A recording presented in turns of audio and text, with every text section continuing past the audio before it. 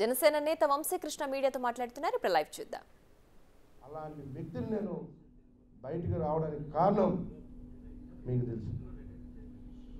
నమ్ముకున్న వాళ్ళని ఎప్పుడైనా చేస్తే ఇలాంటి పరిస్థితులు వస్తుంది. దయచేసి ఇప్పుడైనా ఉన్న వాళ్ళన్నా కాపాడుకొని ఉన్న వాళ్ళైనా బాగుండాలని మనస్ఫూర్తిగా మిమ్మల్ని కోరుకుంటున్నా. మీ మీద దేశంతో కాదు, నా పొలిటికల్ అవసరం, నా జీవనం నమ్ముకున్న వాళ్ళు పబ్లిక్లో ఉండాలి. నేను నాలాగా ఇంకొకరు ఇబ్బంది పడకూడదు, ఇంకొకరు ఏడవకూడదు, వాళ్ళ ఏడుపు మీకు తగలకూడదు అని చెప్పేసి నేను ఈ సభ చేస్తున్నా. ఎవరు నేను ఏడిపిస్తే ఊరికే పోదు, ఖచ్చితంగా రుణం తీర్చుకుంటారు ఎవరైనా.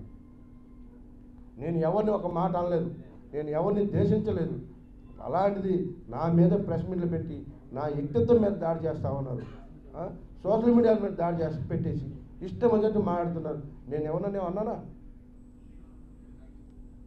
సో నేను దయచేసి మీకు చెప్తా ఉన్నా, నమ్ముకున్న వాళ్ళు పోగొట్టుకుంటే ఇప్పుడున్న వాళ్ళు, ఇప్పుడున్న మంత్రులు గెలిపించమనండి, రేపు ఒక సీట్ గెలిపించమనండి. 15 ఉన్నాయి ఈ రాష్ట్రంలో, 15 ఉన్నాయి ఉమ్మడి విశాఖ జిల్లాలో. ఒక సీటు గెలిపించమనండి. ఒక్కటి ఉత్తరాంధ్ర అంతా తిరుగుతాం, రాష్ట్రం అంతా తిరుగుతాను. నాకు తెలిసిన వాళ్ళు, నా అభిమానులు, మా బీసీ సోదరులు, మా ఎస్టీ సోదరులు ఎక్కడెక్కడున్నారో ప్రతి చోట కూడా తిరుగుతాం. మీకు జనసేన తెలుగుదేశం ఉమ్మడికి ఓటు వేసే విధంగా మేము మా రిక్వెస్ట్ చేస్తా. నా శక్తి వంచన లేకుండా పనిచేస్తా, నా శక్తి వంచన లేకుండా పనిచేస్తా. పార్టీ బలోపేతానికి ఆహ్వానిస్తా.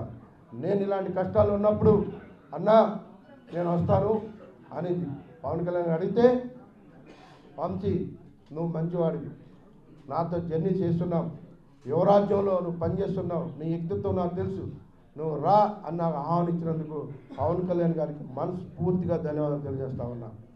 అన్నా నీ అండర్లో పనిచేస్తా, మీ అంచనాలు మించి నేను పనిచేస్తా. నేను పార్టీకి, వైఎస్ఆర్ కాంగ్రెస్ పార్టీకి ఎంత చేశానో విశాఖపట్నం ప్రజలకు తెలుసు. అంతకంటే రెట్టింపు పనిచేస్తా. వైఎస్ఆర్ కాంగ్రెస్ పార్టీ కంటే కూడా జనసేన పార్టీ టాప్గా ఉంది విశాఖపట్నం అనే విధంగా నేను పనిచేస్తా. ఖచ్చితంగా పొజిషన్లోకి తీసుకొస్తా. ఎలక్షన్ ముందు కల్లా మీకు ఆ పొజిషన్ ఇస్తా. ఎలక్షన్ నాటికి వైఎస్ఆర్ కాంగ్రెస్ పార్టీ ఉత్తరాంధ్ర ఖాళీ చేస్తా. ఛాలెంజ్ చేస్తా ఉన్నా. నన్ను టచ్ చేస్తూ ఉన్నారు, ఎంటాడుతా. నేను కూడా వదిలిపెట్టిన ఎవరిని కూడా నన్ను టచ్ చేస్తే మాత్రం నేను తగ్గేదే లేదు. నేను ఎవరికి భయపడే టైప్ కాదు. మీరు ఎవరో భయపించాలంటే భయపడే టైప్ కాదన్న విషయం కూడా మీరు గుర్తుపెట్టుకోండి. నేను చెప్తా ఉన్నా, ఇవాళ ప్రతి ఒక్క చోట తిరుగుతా. ఎక్కడ ఒక్క ఓటు అవకాశం ఉన్నా కూడా వాళ్ళకు కూడా తిరుగుతాను. వైఎస్ఆర్ కాంగ్రెస్ పార్టీకి డబుల్ రెట్టింపు ఉత్సవంతో నేను జనసేనలో పనిచేస్తానని చెప్పి మీకు ఈ సభ తెలియజేస్తున్నా. రానున్న రోజుల్లో జనసేన పార్టీని ముందుకు నడిపించడంలో ఆ నాయకులు కానీ ఆ క్యాడర్లు కానీ కలుపుకొని వెళ్తాను. వాళ్ళందరితో మమేకమై వెళ్ళి రానున్న రోజుల్లో పార్టీని ఒక తిరుగులేని శక్తిగా చేస్తాను. నన్ను టచ్ చేయనంత వరకు నేను ఎవరిని టచ్ చేయలేదు, చేయను కూడా. నన్ను టచ్ చేస్తే మాత్రం భయపడేది లేదనే విషయాన్ని కూడా మీకు స్పష్టంగా చెప్తాను. ఫేస్ టు ఫేస్ కూడా ఢీకొన్న దమ్ము నాకుంది.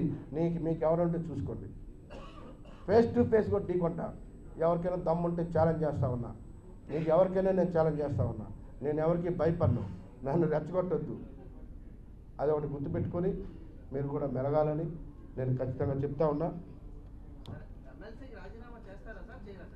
ఎవరైనా నేను ఎమ్మెల్సీకి రాజీనామా చేయడానికి పూర్తిగా సంబంధంతో వెళ్ళాను, పట్టుకొని కూడా వెళ్తే మా నాయకులు అన్నారు, ఏ ఒక్కరైనా రాజీనామా చేసి ఉంటే వైఎస్ఆర్ కాంగ్రెస్ పార్టీలో టీడీపీకి ఎక్కడ చేసి ఉంటే నువ్వు చేయి.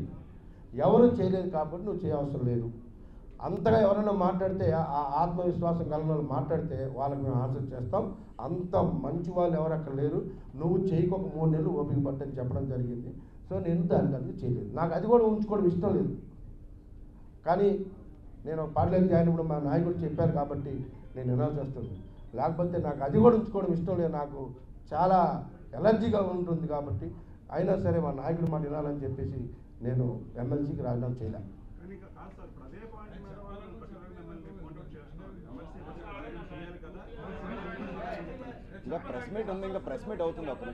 ఎమ్మెల్సీ పదవికి అడిగే వాళ్ళకి అదే చెప్పాను.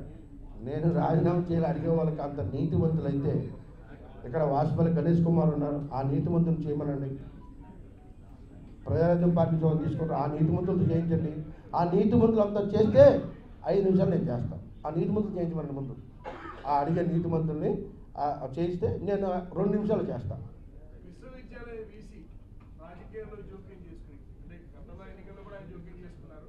మీరు చెప్పిన అంశాలు కూడా అంటే ఆయన ఒక రాజకీయ శక్తిగా పనిచేశారు. రాజకీయ శక్తిగా అన్న కంటే ఇంకా గొప్పగా ఏదైనా వాడుంటే చెప్పచ్చు. అందరిని తయారు చేసింది ఆయన ఒక క్యాడర్, ఆయన ఒక కింగ్. ఉత్తరాంధ్రలో పార్టీని బలోపేతం చేయడంలో ఆయన ఒక కింగ్. ఉత్తరాంధ్రకి కింగ్ ఆయన వల్లే రేపు అన్ని మొత్తం 34 ఉన్నాయి. ఉత్తరాంధ్ర 34 గెలవబోతుంది వైఎస్ఆర్ కాంగ్రెస్ పార్టీ. ఆయన వల్లే గెలుస్తుంది.